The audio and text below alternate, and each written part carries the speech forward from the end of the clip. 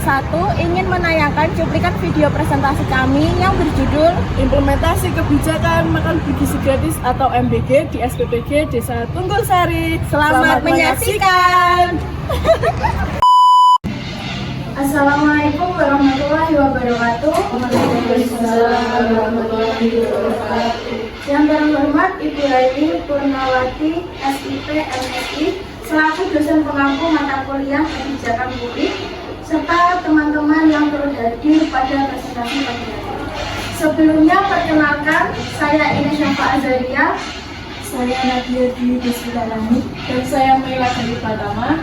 Pada kesempatan kali ini, kami akan mempresentasikan materi tentang implementasi kebijakan program makan bergizi gratis di SPPG Desa Tunggul Sari. Yang pertama, Selanjutnya, menurut teori Donald Van Meter dan Van Horn. Menurut teori implementasi kebijakan Donald Van Meter dan Karl Van Horn, keberhasilan program makanan bergizi gratis atau MBG ditentukan oleh beberapa faktor utama, yaitu kejelasan tujuan program untuk meningkatkan gizi dan kesehatan anak, ketersediaan sumber daya seperti anggaran, tenaga kerja, dan sarana yang memadai, komunikasi yang efektif antara pemerintah, sekolah, dan penyediaan makanan, kompetensi serta tanggung jawab pelaksanaan, kondisi sosial, ekonomi, dan politik yang mendukung, serta sikap dan komitmen para pelaksana dalam menjalankan program. Jika seluruh faktor tersebut terpenuhi, maka tujuan MBG dalam meningkatkan kualitas gizi, kesehatan, dan kemampuan belajar peserta didik dapat tercapai secara optimal. Dengan terlaksana kebijakan ini menurut teori Donald Van Horn dan Van Meter di SPPG Tunggul Sari ini sudah mengarah ke arah berhasil karena sudah memenuhi kriteria atau peraturan yang ada di Badan Gizi Nasional.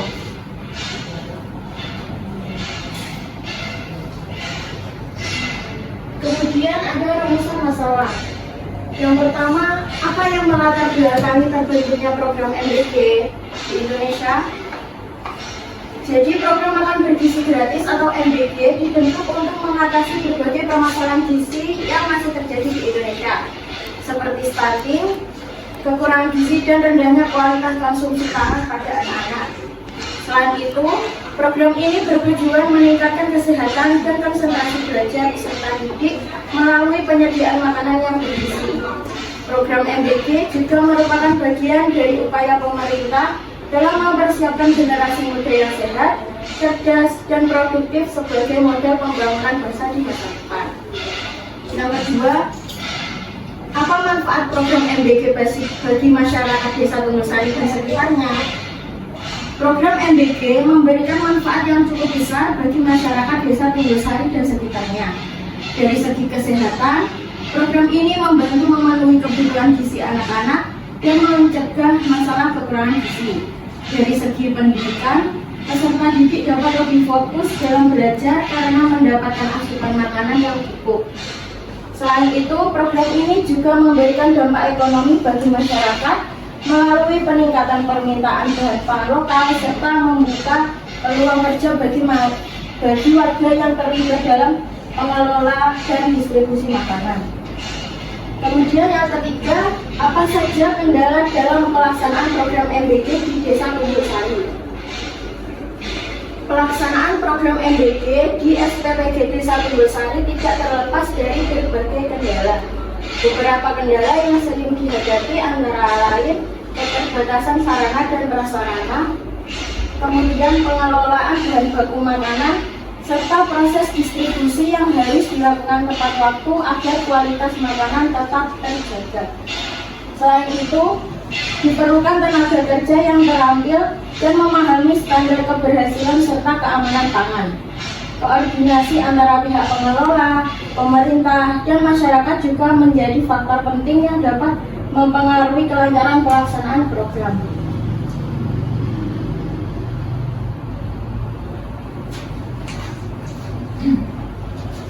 Yang selanjutnya, tujuan strategis program. Pada slide ini menjelaskan mengenai tujuan strategis dari program makan bergizi gratis atau MBG. Tujuan utama adalah meningkatkan kualitas sumber daya manusia dengan terpenuhinya kebutuhan gizi anak-anak usia sekolah. Diharapkan mereka dapat tumbuh dan berkembang secara optimal, baik dari segi fisik maupun kemampuan berpikir. Dalam jangka panjang, kondisi ini akan mendukung terciptanya generasi yang sehat, cerdas, dan mampu bersaing di masa depan. Yang kedua adalah menurunkan angka stunting. Stunting merupakan kondisi gagal tumbuh pada anak akibat kekurangan gizi dalam waktu yang lama. Melalui pemberian makan bergizi secara rutin, program ini diharapkan dapat membantu mengurangi prevalensi stunting dan menjadi investasi penting bagi kesehatan generasi mendatang. Tujuan ketiga adalah mendukung prestasi siswa. Asupan gizi yang cukup dapat meningkatkan konsentrasi, daya ingat, dan kemampuan belajar siswa di sekolah. Dengan kondisi ini, tubuh yang sehat dan kebutuhan nutrisi yang terpenuhi, siswa dapat mengikuti proses pembelajaran dengan baik sehingga prestasi akademiknya juga berpotensi akan meningkat.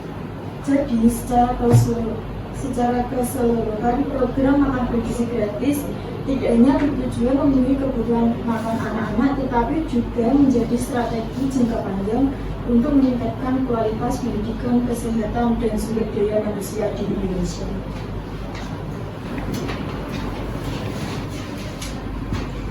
Selanjutnya, implementasi program MBG. Dalam pelaksanaan program SPPG, setiap pihak memiliki kontribusi yang saling mendukung.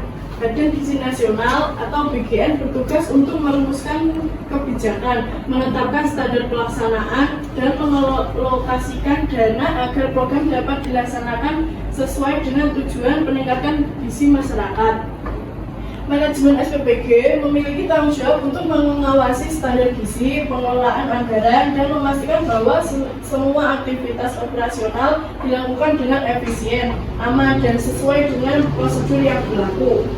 Di sisi lain, 47 relawan berperan sebagai pelaksana utama dalam kegiatan sehari-hari untuk mencakup menyiapkan dan memasak makanan, melakukan pengemasan dengan menjaga kebersihan, serta mendistribusikan makanan kepada penerima manfaat tempat waktu, sehingga program dapat berjalan dengan baik dan memberikan dampak positif maksimal bagi masyarakat.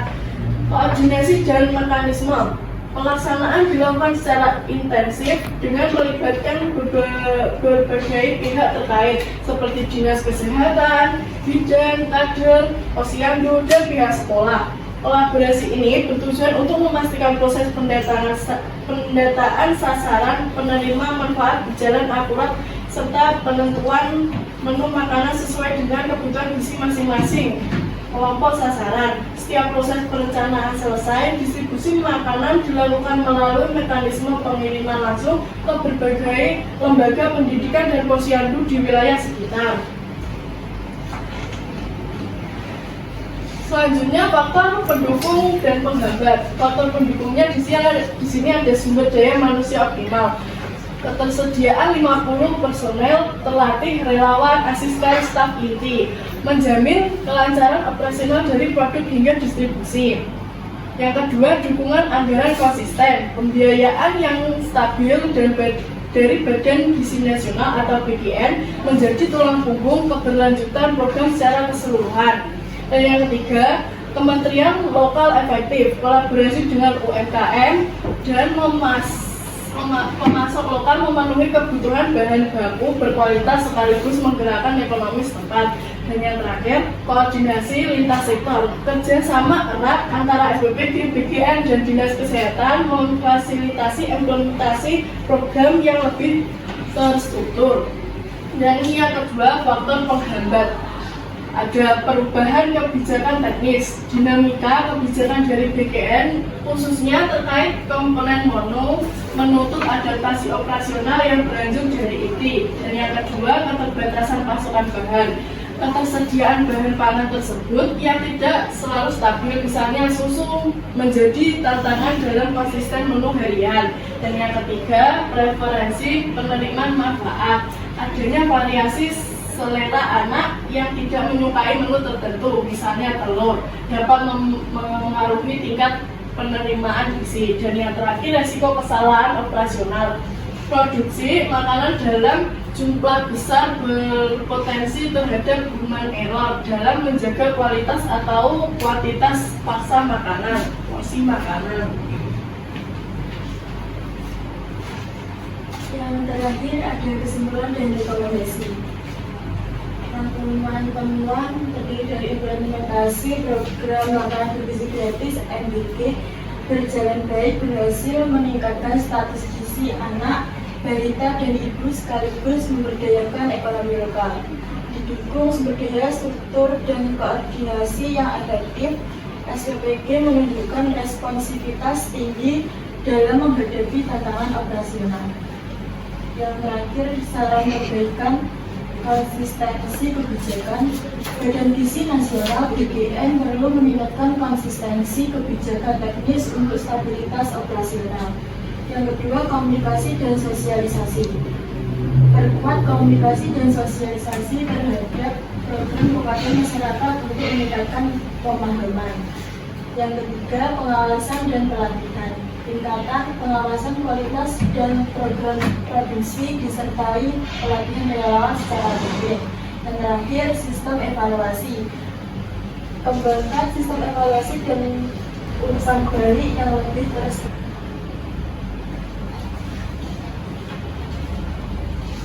Demikian materi yang dapat kami sampaikan. Apakah ada pertanyaan? Baik, terima kasih. Ini tadi judulnya tentang apa? Silakan dibuka dulu. Tentang implementasi kebijakan program makan bergizi gratis ya. Pakai teorinya Van Meter sama Van Horn. Ada berapa variabel? 6. Coba dilihat. Ada software proposal, ada software laporannya.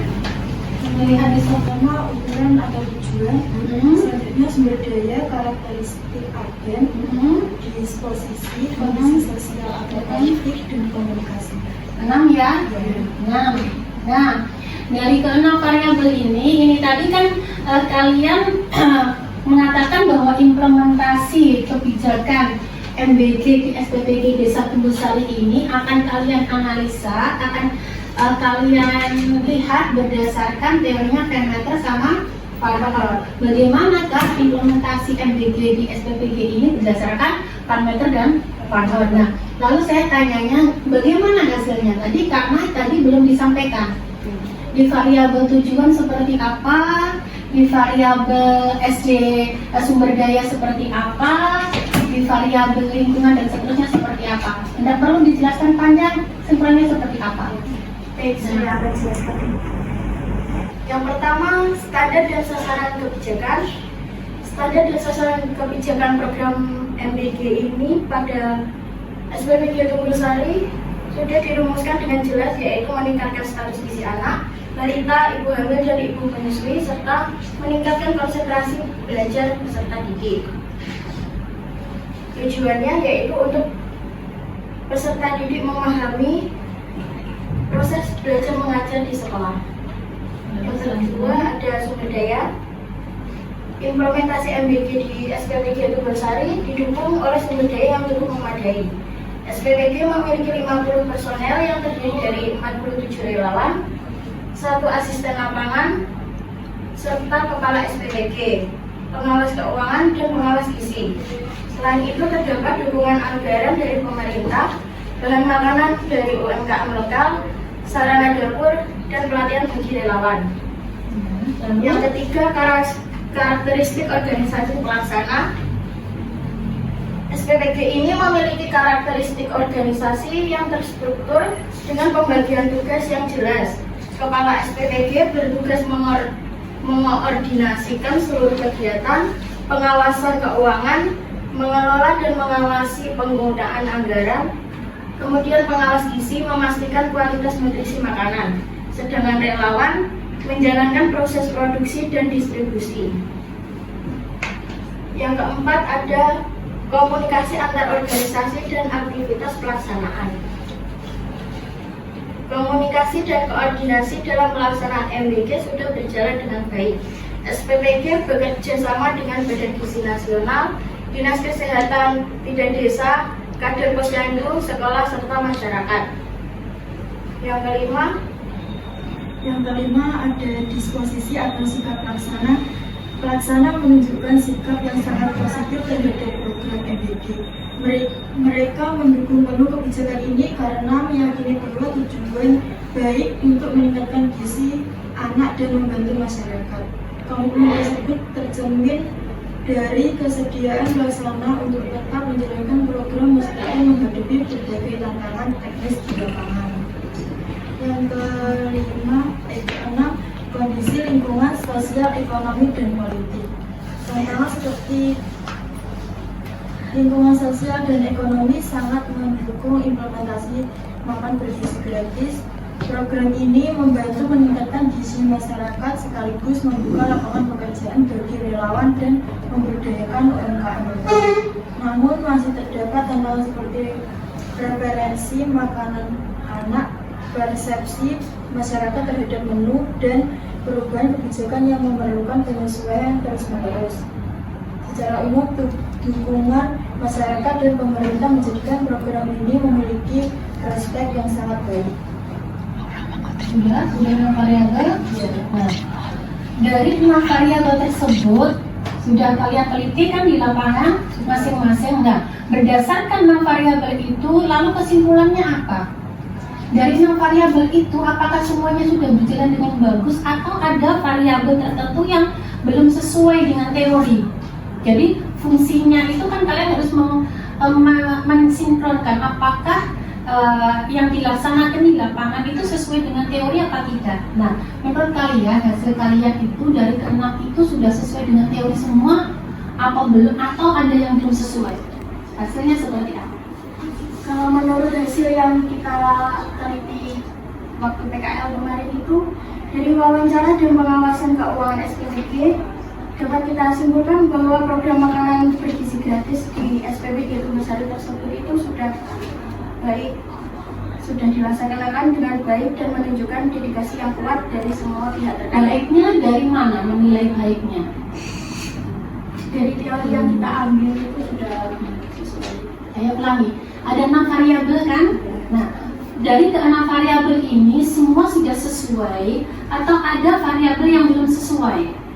Belum berjalan, ada satu variabel atau ada variabel yang belum berjalan atau tidak? Sudah jalan semua. Sudah sesuai beneran? Iya. Sudah tidak ada komplain tentang menu? Tadi saya sekilas harus membutuhkan preferensi menu dan lain-lain, berarti masih ada kan ketidaksesuaian. Gimana? Ya, masih ada yang tidak sesuai. Berarti itu di variabel yang mana? Kalau dari saya hambatan komunikasi, karena masyarakat belum memahami mekanisme program dan terkadang menyampaikan keluhan secara yang tidak tepat. Berarti di variabel komunikasi pelaksana belum berjalan sesuai dengan teori. Kenapa? Karena ternyata komunikasinya tidak bisa berjalan. Masih ada masyarakat kurang memahami.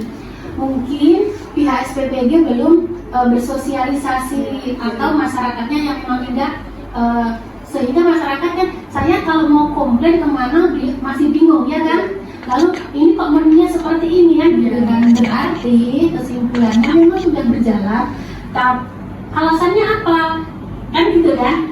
Kalian menilai bahwa implementasi ini sudah berjalan, berarti kesimpulannya sudah berjalan karena, nah tambah ini dari 6 variabel menurut Van Meter sama Van Horn, ada 5 variabel yang sudah berjalan, hanya ada 1 variabel yang belum sesuai, sehingga kesimpulannya implementasi ini sudah berjalan tetapi belum maksimal. Jadi seperti itu ya. Baik, silakan ditutup. Demikian pemaparan materi dari kelompok kami mengenai implementasi kebijakan program makan bergizi gratis di SPBG Desa Tugasari. Semoga materi yang kami sampaikan bisa mudah dan dapat menambah wawasan bagi kita semua. Kami mengucapkan banyak terima kasih atas perhatian Ibu dosen dan teman-teman semuanya. Apabila terdapat kesalahan kata atau pengucapan dalam penyampaian atau isi materi, kami mohon maaf. Sekian presentasi dari kami. Saya akhiri. Wassalamualaikum warahmatullahi wabarakatuh. Waalaikumsalam warahmatullahi wabarakatuh.